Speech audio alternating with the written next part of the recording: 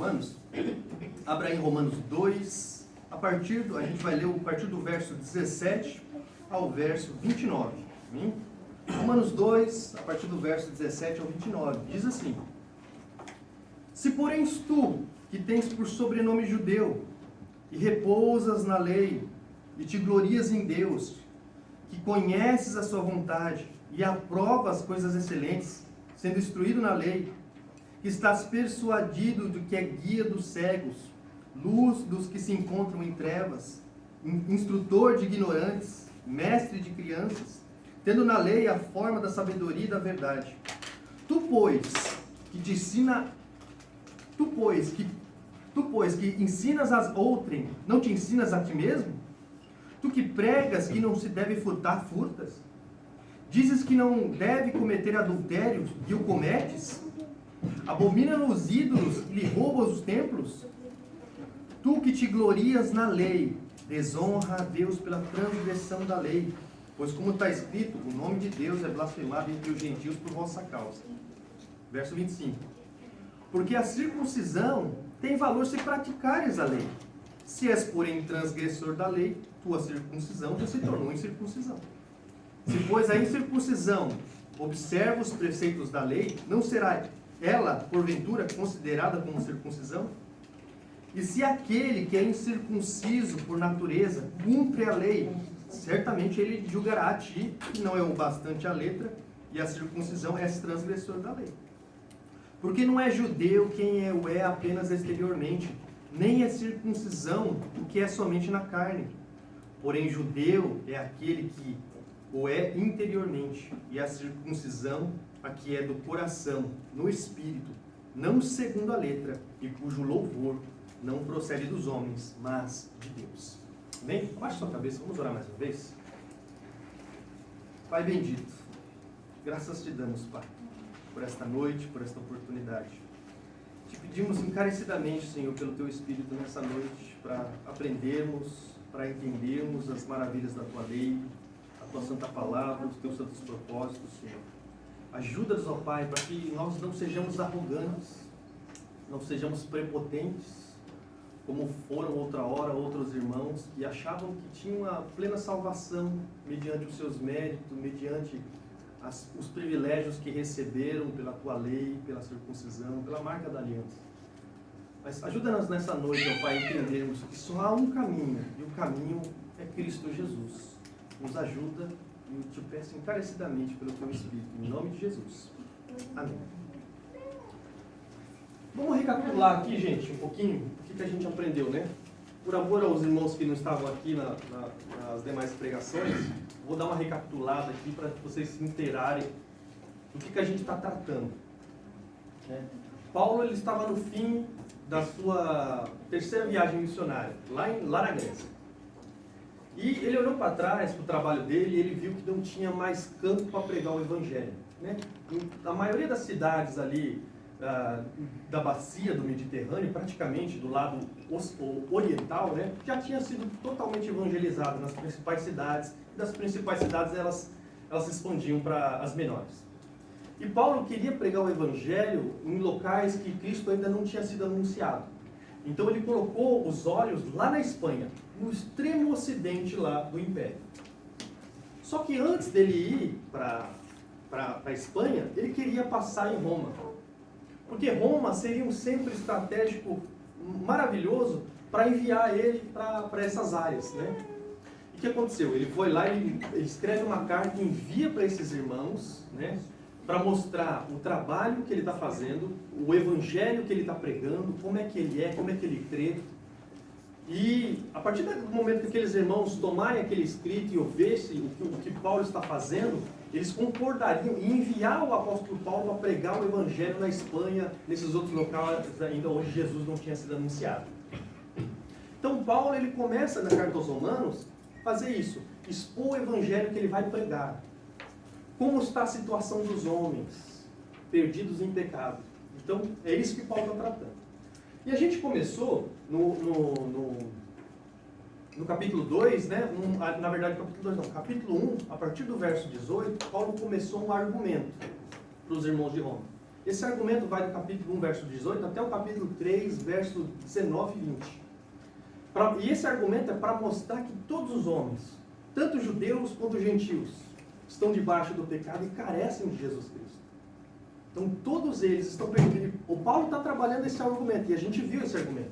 Capítulo 1, a partir do verso 18, ele trata do pagão idólatra, que foi deixado à mercê do seu próprio coração, e por causa disso, ele passa a desonrar seu próprio corpo, entra no homossexualismo, na imoralidade sexual, e começa a cometer uma bateria de coisas inconvenientes. Ali é só você ler a partir do verso 18, o resto do capítulo inteiro você vai ver. E aí entrou no capítulo 2. Nós entramos no capítulo 2, onde Paulo ele se volta não mais para o pagão, mas ele volta-se para o moralista. O moralista, e também fica meio nebuloso, eu não sei se vocês perceberam, que Paulo ele não cita o judeu em momento algum, mas você pode ver que o judeu está na mente de Paulo, quando ele está falando ali no capítulo 2. Que é aquela pessoa que julga outro, está julgando as pessoas ali, e acha que está salvo porque não pratica aquelas coisas. E Paulo foi tratando assim, ó, não é porque você se acha moralmente correto que você vai ser salvo. Nós usamos até um exemplo muito interessante, eu até falei sobre escola, fim de ano, né? Se a gente vai chegar no fim de ano, se a gente não tiver notas satisfatórias, nós vamos ser condenados. Só que o problema é que acontece, nós já começamos o ano letivo com notas negativas. Por que nós começamos com notas negativas? Foi uma herança do nosso pai Adão. Nosso pai Adão já nos deu essa caderneta de notas com notas vermelhas. Então, se a gente chegar no final do ano com elas, a gente vai receber a divina punição. Eu até falei, lembra, pai, quando eu queria um videogame? O senhor falou, não, você quer? Então você tem que merecer, então tire boas notas. E quando eu não tirei boas notas, o que eu recebi? Couro e mas zero, é verdade? Então, é o que vai acontecer. E aí, eu até falei nessa questão, nesse exemplo que eu dei, a questão do moralista que ele acha, não, eu faço tudo direitinho como o professor quer. Só que não basta fazer todas as coisas corretas, né? As notas já está determinado por Adão. E nós falamos até do judeu. O judeu falou, não, eu vou passar de ano porque o meu pai é o professor. O meu pai é o dono da escola, então eu estou tranquilo. E a gente viu que não é assim. Não é pelos nossos méritos que nós vamos ser salvos. Então, Paulo, no capítulo 2, ele começou um argumento, começou a contar uma história. A gente falou, ele está usando uma figura de linguagem, uma figura de linguagem não. É um recurso na retórica que a gente chama de diatriba, que é uma discussão com um opositor imaginário. Você que está fazendo isso, fazendo aquilo, Paulo não está pensando em ninguém concreto. Mas quando você usa isso na retórica, você começa com uma discussão com um opositor imaginário, parece que fica mais claro para nós o que está sendo tratado ali no assunto. E Paulo começou a fazer isso. Né? Por quê? Paulo tem a intenção de trazer à mente dos seus leitores a situação que eles se encontram. Que a situação é de perdidos. Que mediante os nossos méritos nós não vamos conseguir chegar até a Canaã celestial, como temos falado, né?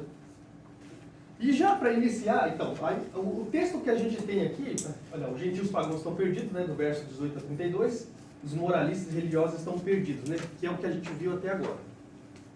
E o texto que a gente vai aprender hoje, eu já trouxe, pensando numa ilustração para trabalhar com vocês hoje, eu trouxe aqui um livrinho que eu estava lendo novamente, que é muito gostoso, que é O Alto da Barca do Inferno. Vocês já ouviram? Já leram? Não.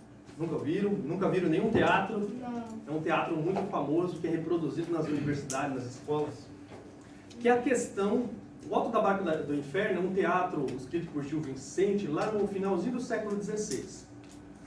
E esse teatro trata da, vamos dizer assim, da recompensa, não é da recompensa. É tipo assim, ele se passa num porto, certo? E lá tem duas balsas, dois barcos. Um que vai levar ao céu e outro que vai levar ao inferno. Na balsa, na barca que vai ser levada para o inferno, tem o diabo lá. E na barca que vai levar até o céu tem o anjo. E ali vem várias pessoas que morreram ali. Vem um cara da nobreza, vem um fidalgo, vem um sapateiro, vem um frade, Tem várias pessoas ali. E todas chegam ali e já conversam com o diabo ali, para onde essa barca vai? Para o Lago dos Danados, onde você merece ir.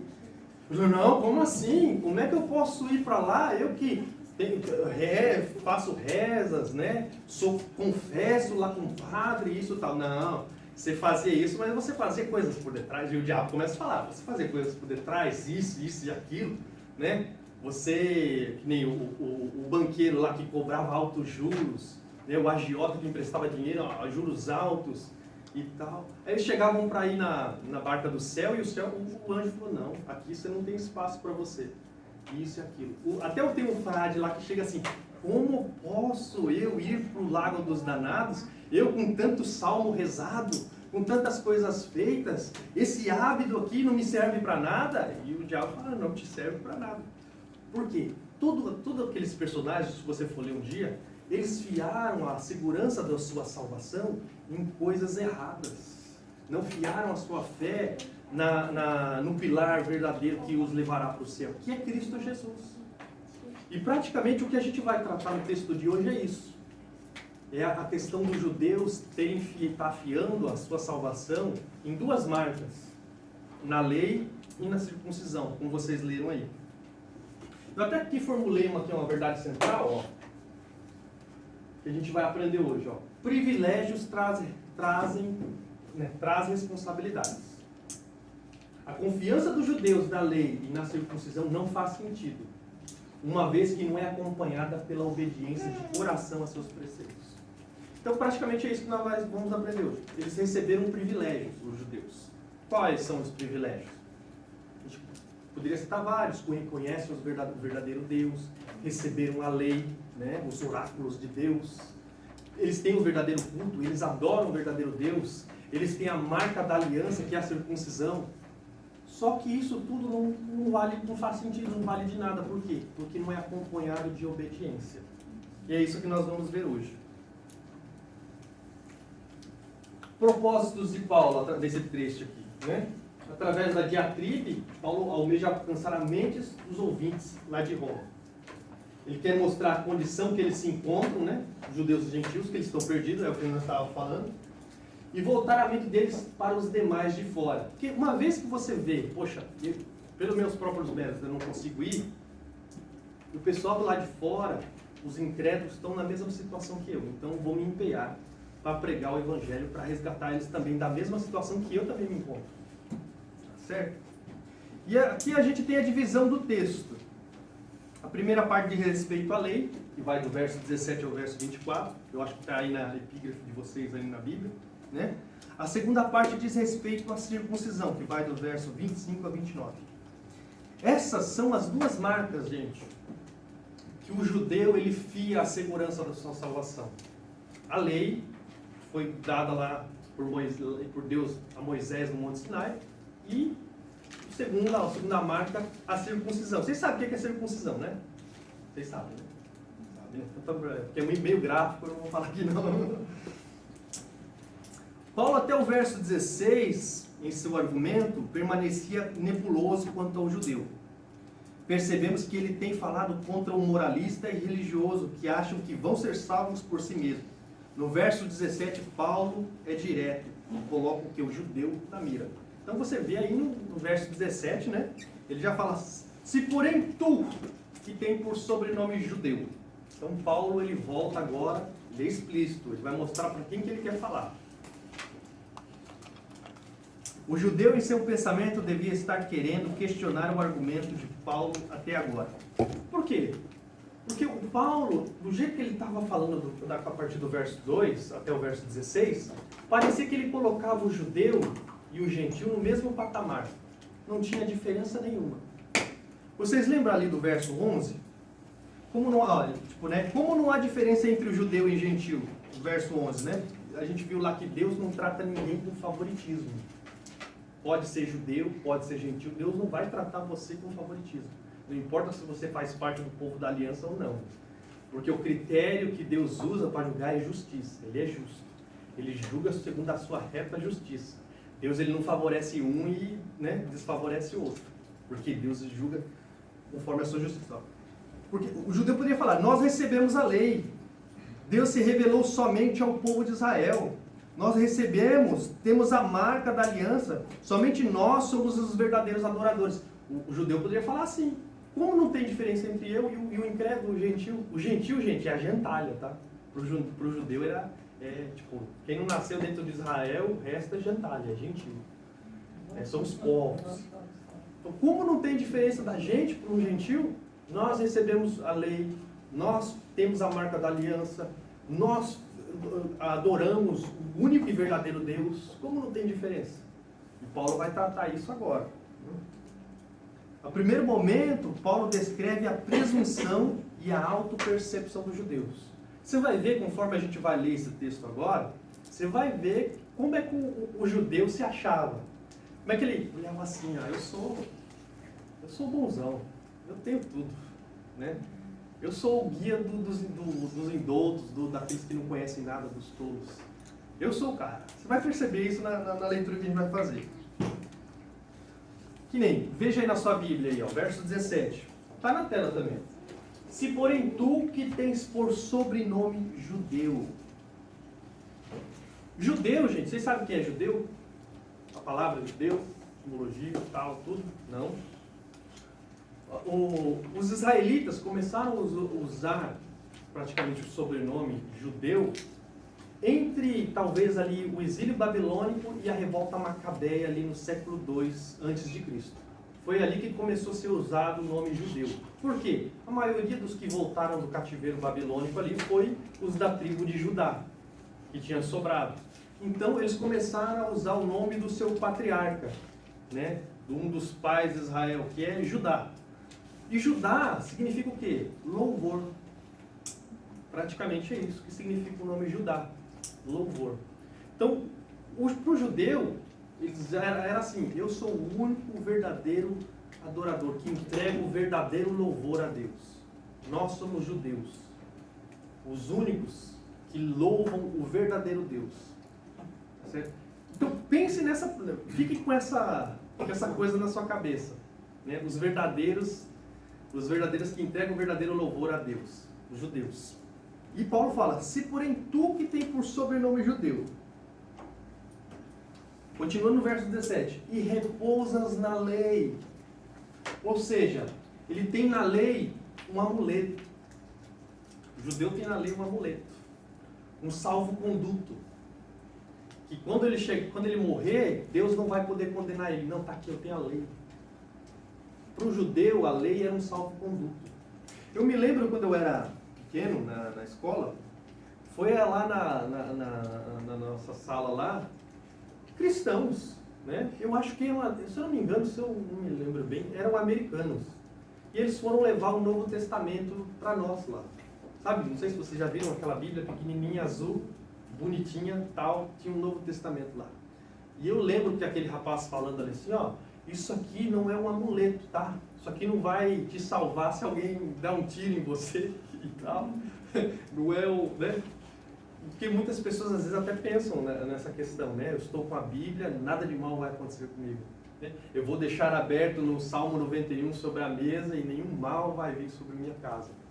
E tal. Muitas pessoas pensam sobre isso. E o judeu pensava na mesma coisa. Para ele tinha um salvo-conduto, que Deus não poderia condenar ele porque ele tinha a dádiva da lei consigo, ele tinha a lei de Deus. Então, para o judeu, ele repousa na lei, ele fica tranquilo porque ele tem a lei, os 10 mandamentos.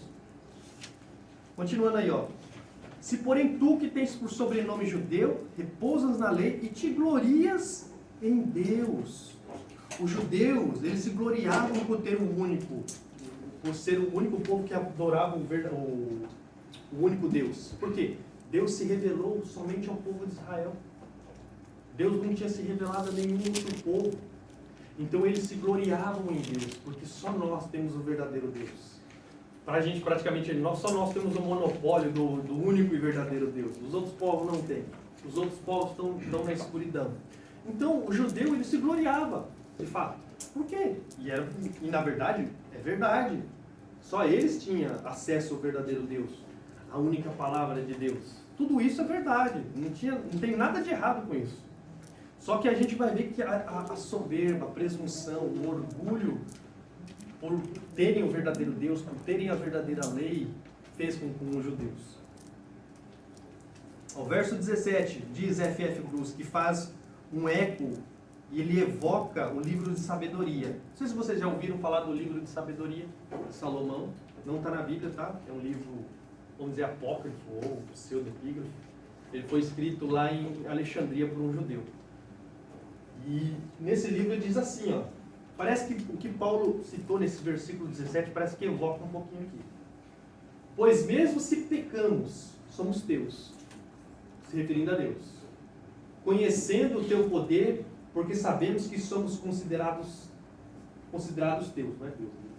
Pois conhecer-te é a justiça completa, e conhecer o teu poder é a raiz da imortalidade. Eu escrevi errado. Então, para o judeu, era essa a questão só de conhecer a Deus traz a justiça. Eu sou justo, eu tenho as coisas. Então, eu não vou ser, mesmo se eu pecar, eu sou teu ainda, Senhor. Mesmo se eu fazer coisa errada. E esse escrito pode ter ecoado na mente dos judeus daquela época. Né? Porque era um escrito que muitos judeus certamente liam, né? A sabedoria de Salomão. O judeu, ele se gloriava por quê? Ele se gloriava porque ele conhecia a vontade de Deus. Por que ele conhecia a vontade de Deus? Porque Deus se revelou, não é? Quando a gente está estudando bibliologia, a doutrina da palavra de Deus, a gente vê que Deus, quando Ele se revela, nós podemos conhecer aquilo que Ele deseja, aquilo que Ele ama, aquilo que Ele quer, como Ele deseja que nós vivemos, né? Como é que nós devemos prosseguir, lidar com as coisas, lidar com as pessoas, mediante a sua vontade, a sua palavra.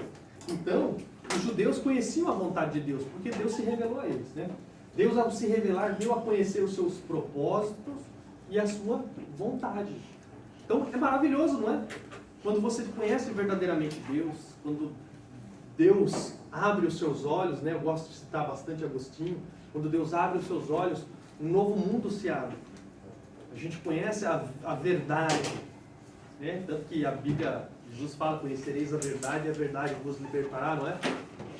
É um novo mundo. É uma cosmovisão nova, né, irmã? Ali, que nós estávamos falando. A cosmovisão cristã. Quando Deus se revela a nós, o mar de novas coisas abre. E são coisas eternas, né? A gente fia a nossa vida naquilo que é eterno, na palavra de Deus. Verso 18, ó. Que conheces a sua vontade e aprova as coisas excelentes. O judeu, por ter a palavra, por conhecer a vontade de Deus, ele tinha um alto padrão moral em comparação aos outros povos. Por quê? Nós temos o padrão de Deus. Foi nos dado a conhecer o padrão de Deus, a visão de Deus, de como devemos viver. Então o judeu tinha um padrão, né? Um padrão elevado de moralidade em vista do resto dos outros homens. E a gente viu que, poxa, na Grécia, tinha gente com uma moral elevada lá. Os estoicos, a gente até falou sobre eles, né? A moral estoica que os cristãos do primeiro século até brilhavam os olhos, não. Estoicismo e cristianismo parecem ter, né, o mesmo viés de ética. Só que a gente vê que não, né? Que é uma moral vazia e tal. Né? Porque a verdadeira moralidade, de fato, vamos dizer assim, vem do padrão que Deus determinou, né? Da verdade, que é Deus. E os judeus, eles conheciam a vontade de Deus e eles aprovavam essas coisas excelentes, esse padrão de viver determinado por Deus. Eles gostavam daquilo.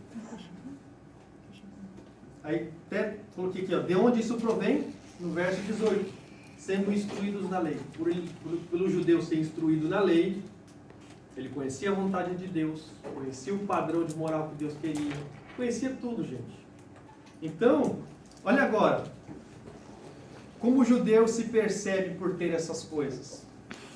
A gente vai entrar agora no verso 19. Agora você vai ver como o judeu olhava para si, como eu acho que eu sou, como, né?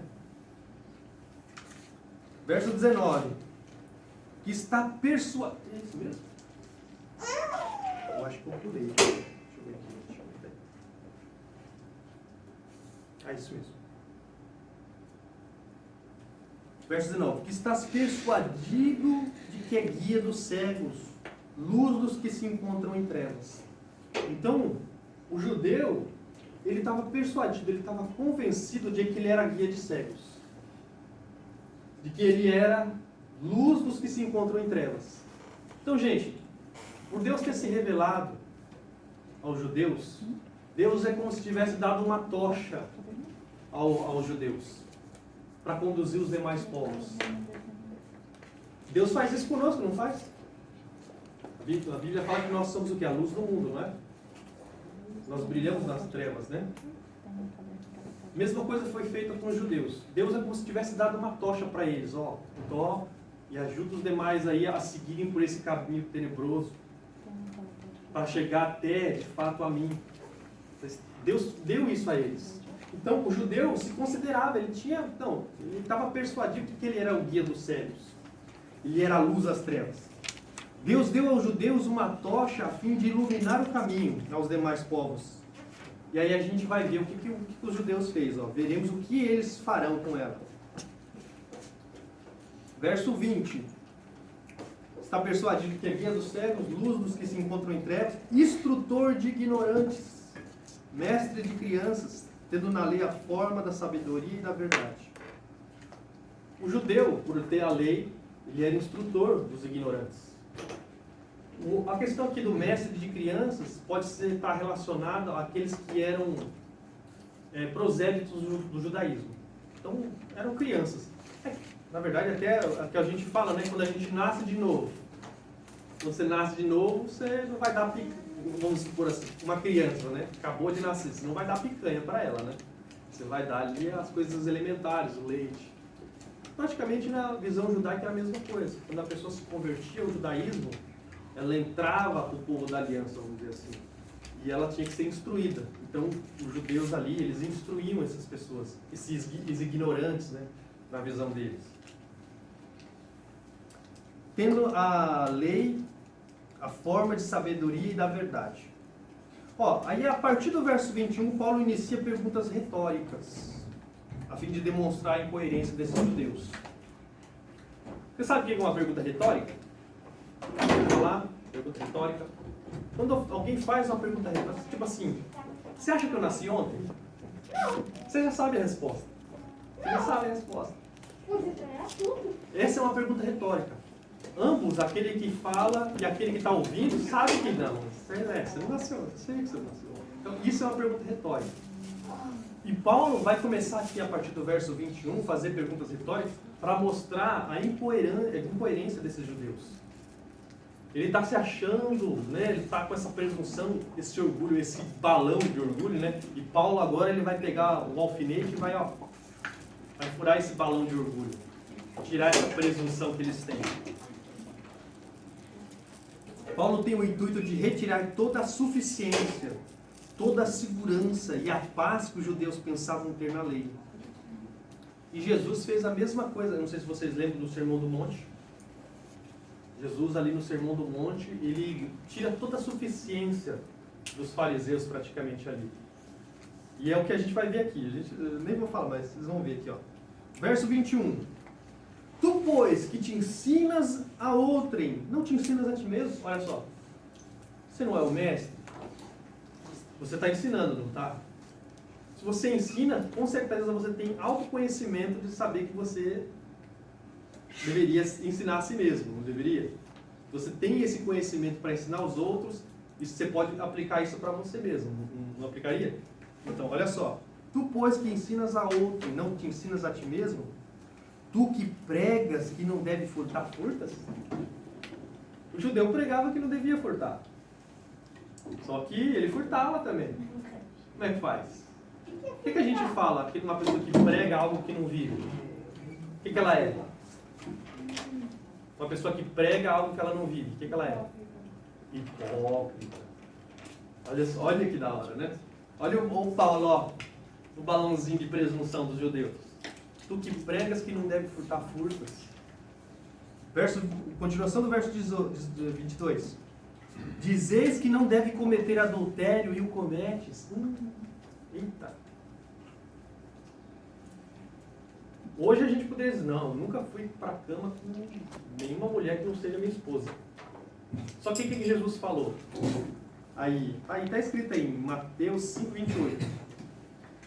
Eu, porém, vos digo, qualquer um que olhar para uma mulher com intenção impura no coração, já adulterou com ela. O que Jesus fez ali foi tirar a autossuficiência, a confiança que os fariseus tinham. Não, nunca fui para a cama, nunca adulterei. Peraí, vamos ver. Vamos ver se você nunca adulterou. Você olhou para uma mulher com intenção impura, você não precisou ir para a cama com ela. Você já cometeu adultério. E nós temos falado constantemente que o pecado, gente, não começa no ato, na consumação, ele começa na mente. Então o que Paulo está fazendo aqui com essas pessoas aqui, com essas perguntas retóricas? É tirando toda a suficiência deles. Poxa, eu tenho a lei. Poxa, eu não compro a lei. Eu não sou perfeito. E a gente viu que o padrão para entrar no céu é o quê? Perfeição. Tiago fala que aquele que guarda toda a lei, e quebra em um só ponto, ele quebrou tudo. Eita, e aí? Então nós estamos maculados. Nós estamos com um baita problemão, que a gente tem falado até agora. Que a gente não é perfeito por causa das nossas próprias obras, pelos nossos próprios feitos. E Paulo está mostrando para os judeus que eles não são perfeitos.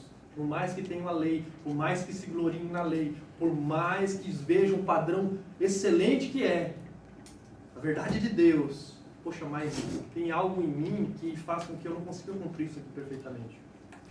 E Paulo está estourando esse balão de presunção dos judeus, achando que por ter a lei eu vou ser salvo no último dia, porque eu tenho a lei, eu ganhei a lei. A lei é meu salvo-conduto. E estamos vendo aqui que não é. Continuação do verso 22. Abominam os ídolos e lhe roubas os templos? Outra perguntinha retórica.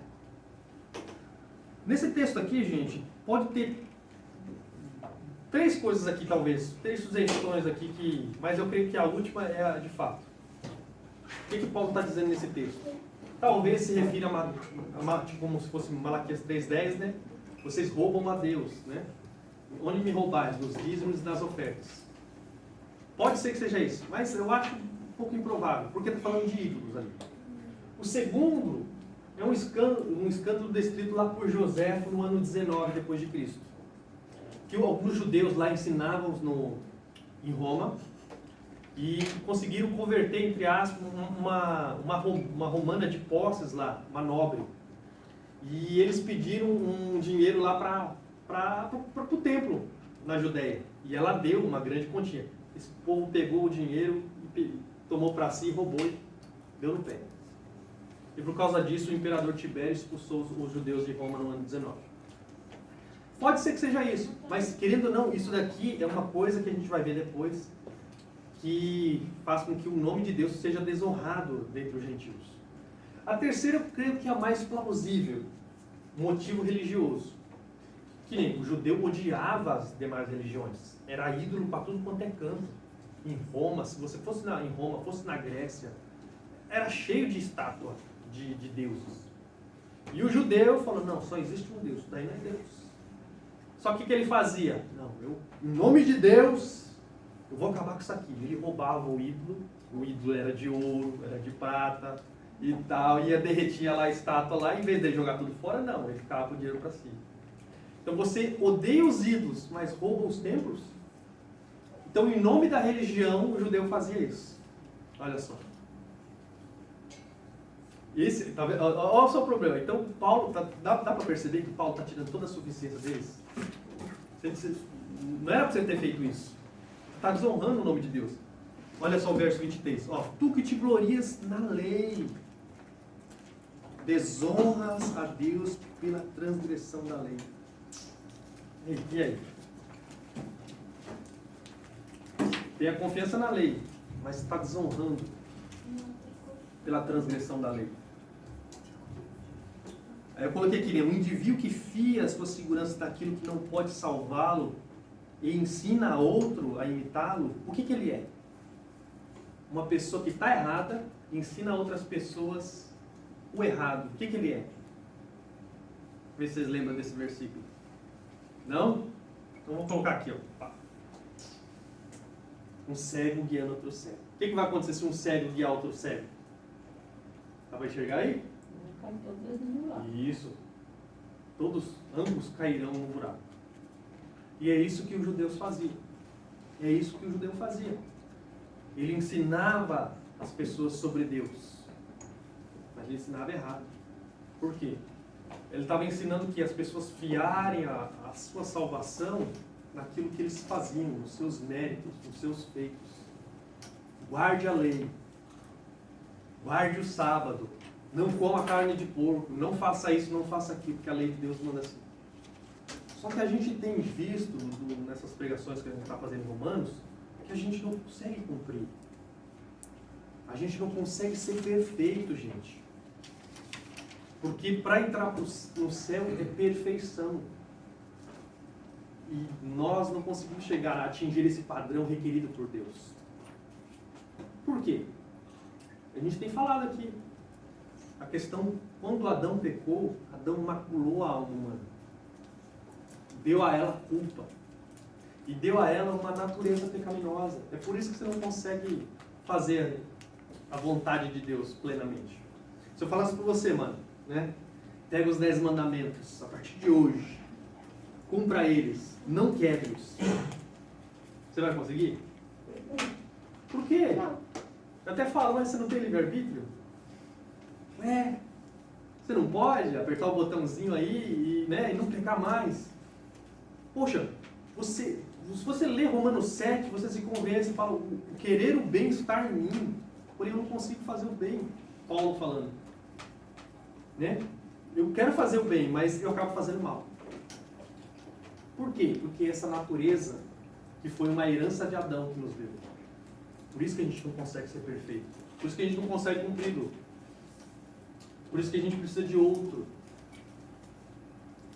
E Paulo vai encaminhar, gente. Paulo, ele está aqui no funil aqui, ele tá encaminhando as pessoas para verem o único meio de salvação. Que é Jesus. No final ele vai mostrar, lá no capítulo 3, Jesus Cristo. Mediante a fé nos méritos de Cristo somente. Não há outro meio, não há outro local. Fie somente a sua segurança lá, em Jesus. Os judeus se gloriavam, em ter a tocha, a lei. Nós temos a lei em sua posse. Nós somos os guias, eles diziam.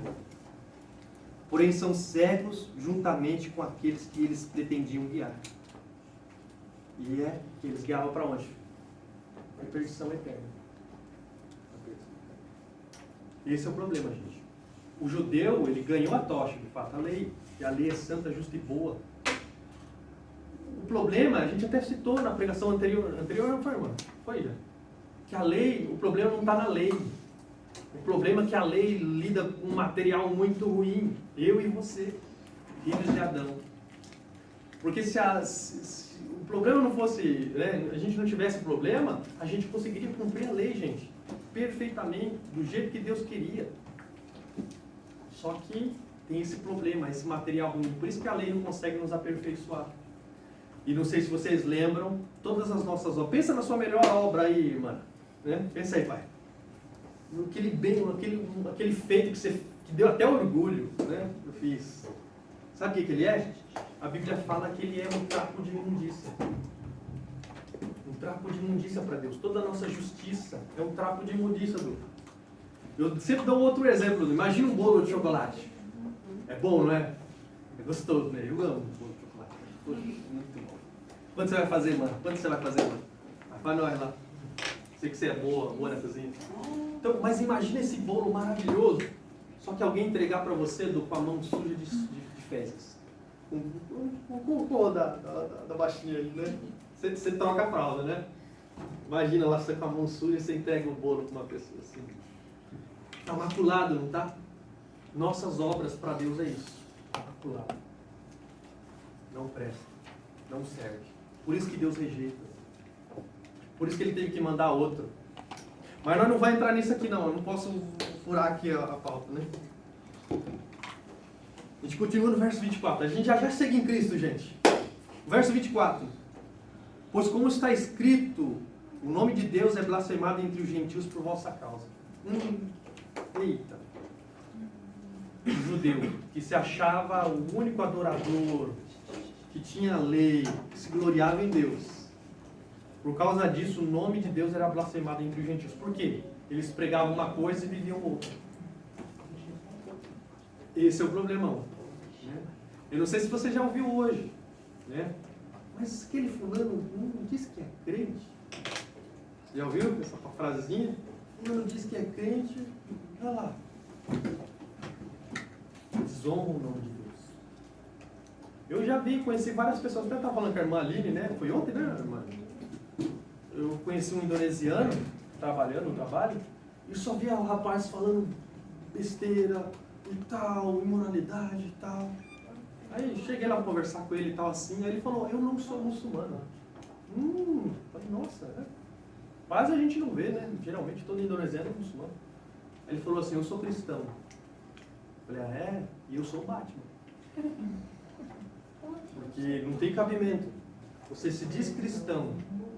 Cristão é o quê? É um pequeno Cristo, é um discípulo de Cristo. Ele foi lavado e remido pelo sangue de Jesus. Ele vive para Deus. Ele não vive por um mundo. Ele tem um novo ser, umas novas características. E uma das características é o que? Santidade.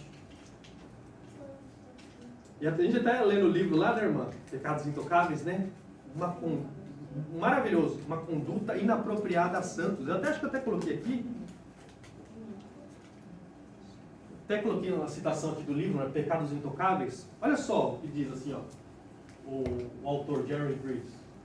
Quando eu fui oficial da Marinha dos Estados Unidos, há meio século, a expressão conduta imprópria a um oficial nos era bem familiar. A expressão abrangia desde ofensas menores, punidas com uma repreensão, até coisas sérias que exigiam corte marcial. Contudo, a frase descrevia mais do que um comportamento anômalo. Mostrava que o comportamento foi inconsistente com o que era de se esperar de um oficial militar. O oficial em questão havia falhado em seu compromisso de agir como deveria. Como cristãos, seria bom adotarmos uma expressão parecida. Conduta imprópria a um santo. Isso nos refrearia na hora de agirmos de forma errada, não é mesmo? Ao fofocar, ou ficar impaciente ou com raiva, iríamos nos lembrar de que essa conduta é inapropriada a um santo. Temos vivido de um modo inconsistente com o nosso chamado. Página 15, se vocês quiserem ver depois. Conduta inapropriada. Aquele que foi chamado, remido, lavado, faz parte do povo de Deus. Uma das características que deve sobrepujar, aparecer, transpirar sobre ele é a santidade. Porque o seu Deus, o seu Senhor é santo, justo. E nós devemos refletir como um espelho as características do nosso Senhor. Porque quando nós pisamos fora da linha, né?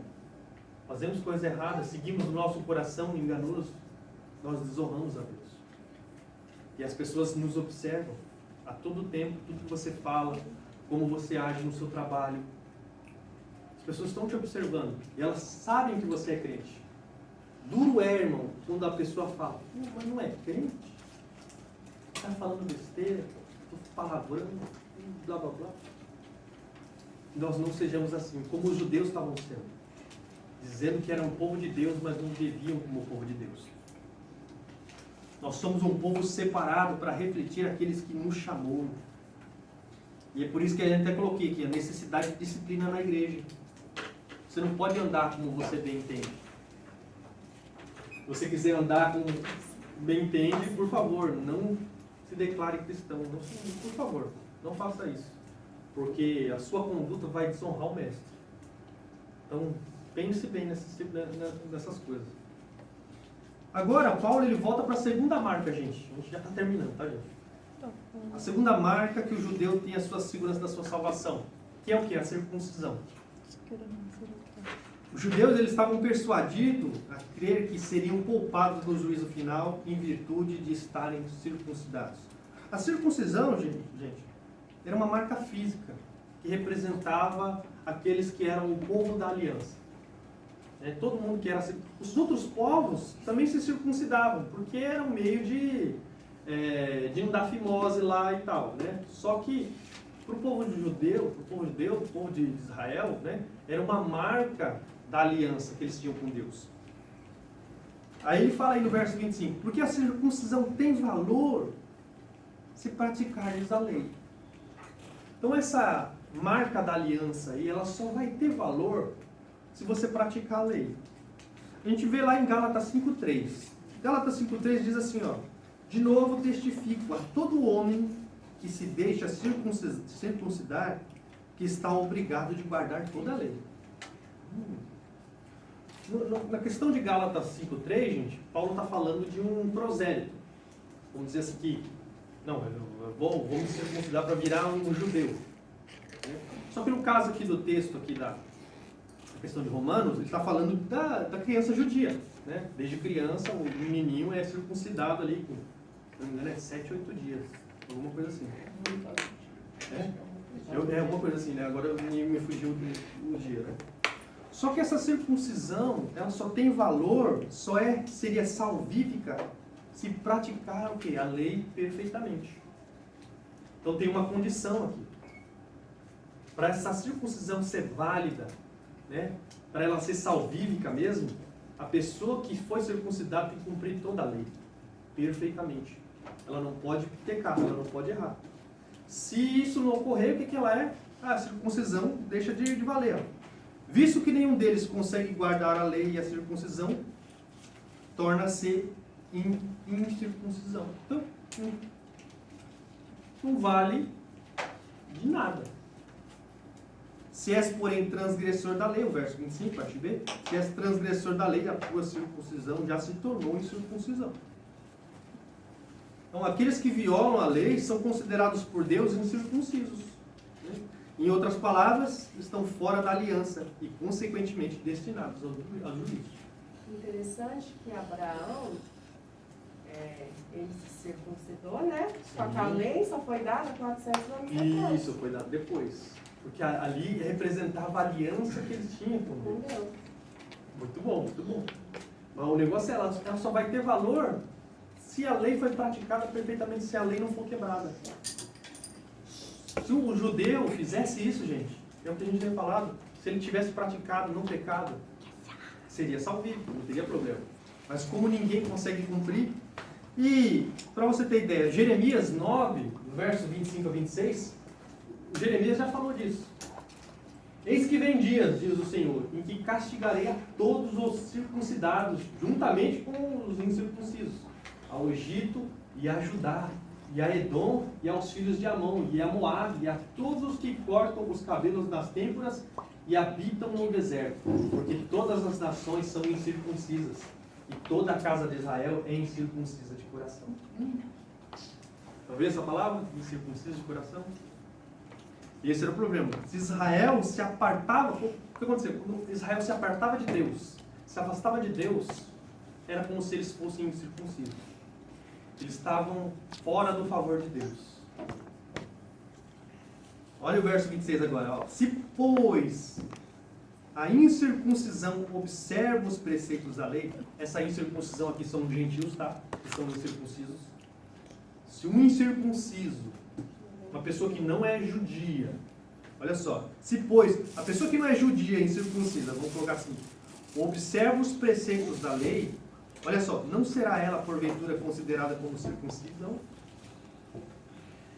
Então uma pessoa que não é judia, eu e vocês, nós não somos judeus. Se você pratica a lei de todo o coração,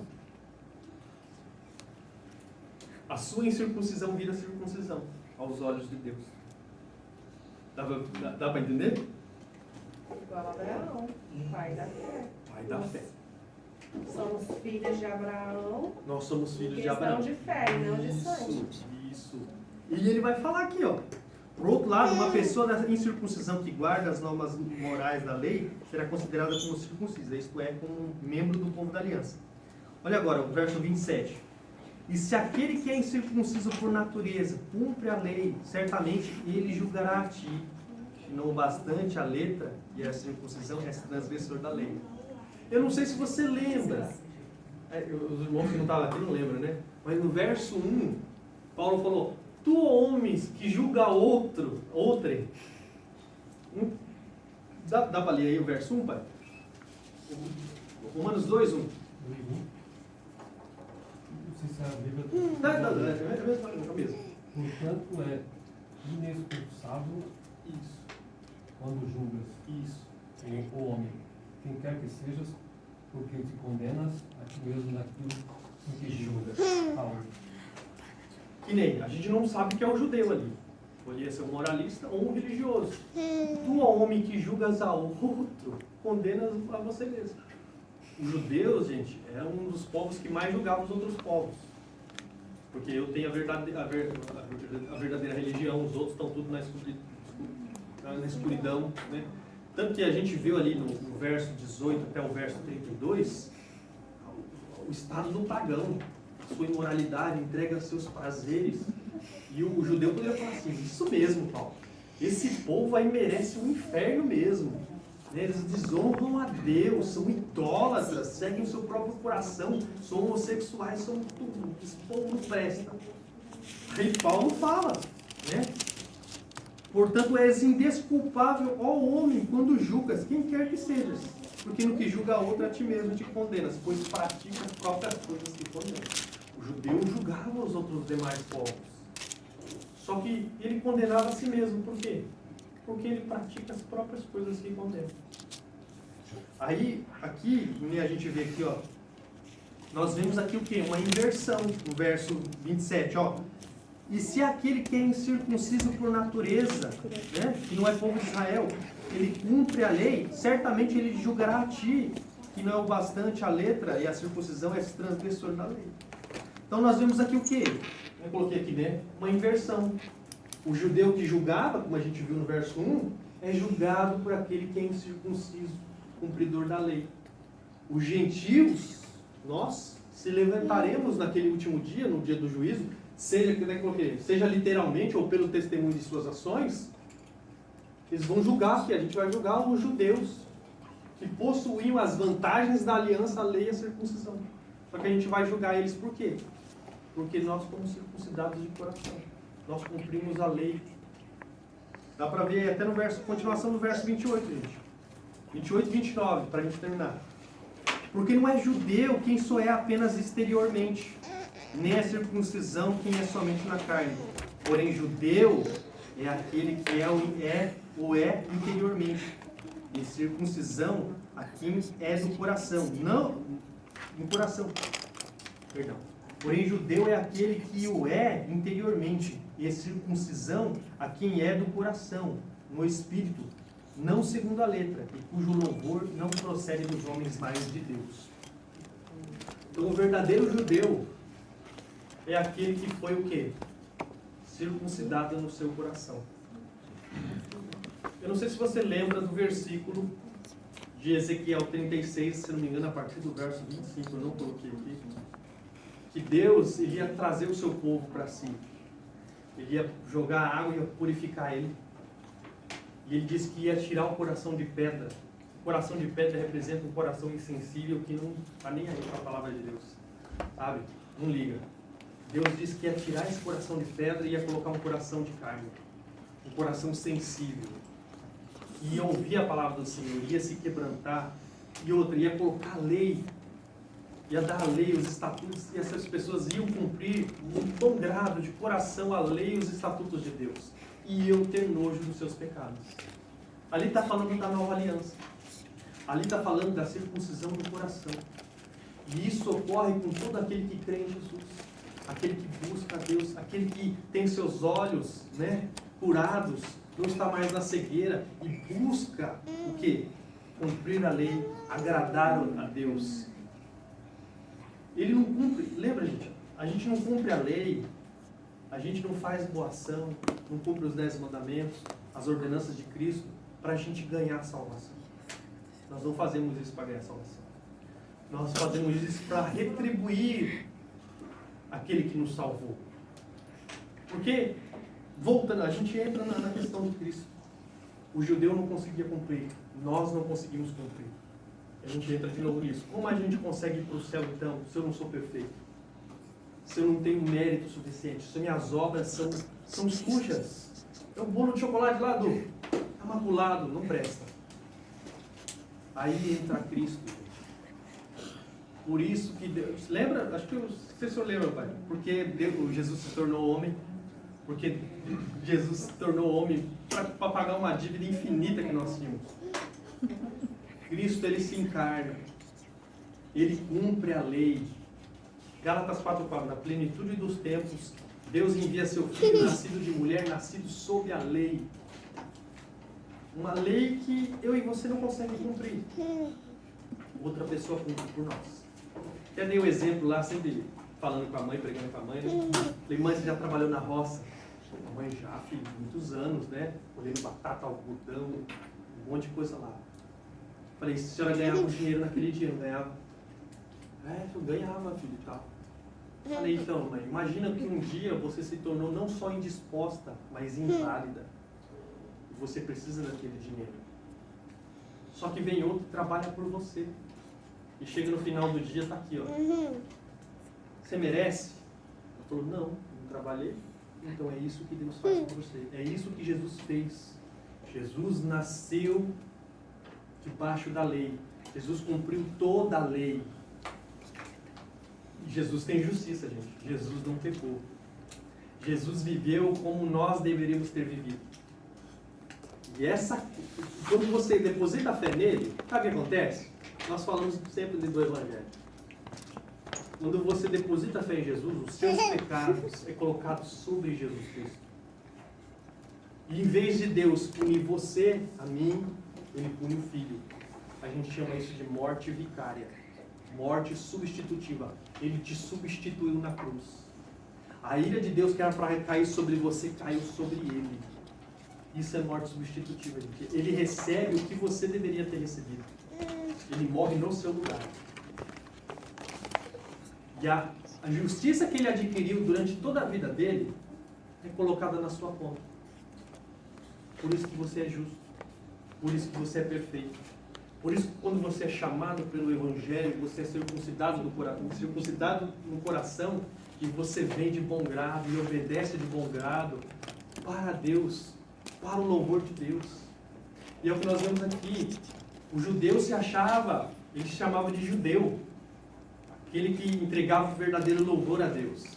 Só que ele não é verdadeiramente judeu. Judeu verdadeiramente é aqueles que foram circuncidados no coração. Só os verdadeiros judeus, entre aspas, que foram circuncidados no coração, conseguem entregar o verdadeiro louvor a Deus. Dá para entender? Somente aqueles que de fato são membros da aliança, filhos de Deus. Nós aqui. Só nós conseguimos entregar o verdadeiro louvor. Porque Deus nos lavou dos nossos pecados. E Deus faz agora, né, nos dá agora a sua lei, as suas obras, para que a gente faça.